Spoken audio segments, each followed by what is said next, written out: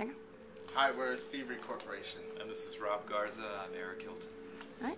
And it's nice to meet you guys, and we're going to sit down with Ram's Head today, and we're going to ask you a couple of questions and just get to know you a little bit better. All right?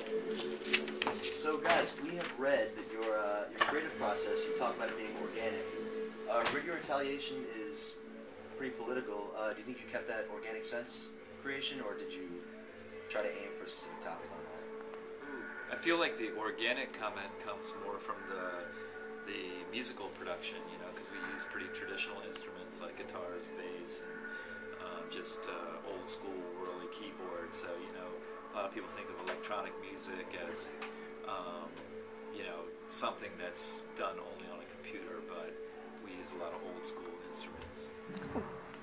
What instruments do you actually play personally? We're good at playing a little bit of everything, but we're not great at anything kind of thing. We would sit there, you know, pick up bass, guitar, keyboard, synths, and we could come up with ideas and kind of get these grooves going and stuff. So we're quite involved in the actual, you know, playing of the instruments within the records. We're not. He doesn't know how to play horns. I don't. Percussion and, you know, sitar. Usually we leave those up to people, and we bring in guest vocalists. But, you know, we're pretty hands-on. It's not. A lot of people sometimes are like, "Oh, do you guys just push a button and the music like pops out?" It's very involved. Cool. Sounds very collaborative. Yeah, and speaking of collaborations, like you said, you've worked with a lot of different guest vocalists. You worked with David Byrne, Pepe Gilberto, Femi Kuti. You worked with the Flaming Lips. What are some really interesting collaborations you've done? I'd say most recently Chuck Brown is the big one for us, just because he's like a local hero in DC. Yeah. Femi Kuti too, I think, was a big surprise. I mean, we wanted to work with him because we loved his vocal work and, of course, the heritage with his father. Yeah. And I think he's a great singer. I think he's as good as his father as a singer, and maybe the best of the siblings. And that just, he seemed like someone we wouldn't be able to get.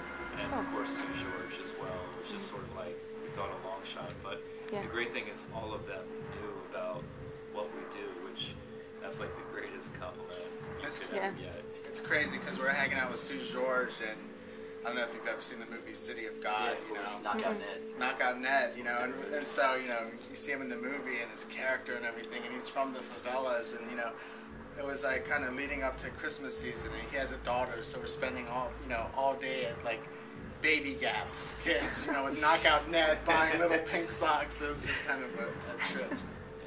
Cool. Baby Alive. Baby Alive. He wanted to get the Baby Alive and bring back to Brazil. So, and I have a question. As far as the collaborations that you guys have done with other artists, are there any, I mean, because collaboration can be very difficult for some people. It's obviously very admirable and honorable that you guys have developed this ability to make it so, so interesting and so intriguing.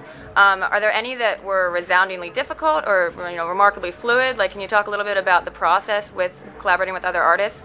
Sometimes you never know if it's going to work because there's some artists who we really admire, we respect their work, but it just doesn't come together. And so you kind of, it can be like a difficult thing to tell, you know, one of your heroes growing up musically, like, nah, it just kind of not working, you know. Cool. And it all just really depends on the song, and it's kind of very magical whether it works or whether it doesn't. Yeah. And that's some of the most fulfilling and surprising moments in the studio when it actually comes together and you're like, man, I really dig this. Yeah, absolutely. Well, with the tough times, like, do you have any advice as far as trying to move through? I mean, I know a lot of artists have those moments where they feel like, not that maybe you have, but they feel like they're putting out crap or putting out what isn't their best. I mean, do you have anything to say about working through those times? I mean, do you ever feel like you have those moments where you have to just back away and come back to the drawing board? I think, like, you know, because there's two of us, it makes it really easy to create a majority. Yeah. You know, both people have to like it. And I think, you know, if one person isn't feeling the song, that's probably a good reason to put it on the shelf and move on. And, cool. But usually if we both like it, then, you know, it seems to make sense for the record. It's probably a good idea to pursue. Yeah.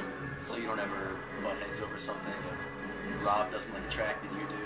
There's some times where, you know, I'll be into something and he's not into it, and I can look over, and if he's not into it, we don't do it. And same thing, like, he'll be like, I can tell he's kind of grooving on something, he'll look over and see me, I'm not into it, and we just kind of like doing crossword. well, there's so many tracks and ideas that we have, we try not to just get stuck on any one thing. If we both are like really into it, then we kind of figure that must be all right. Yeah. Cool.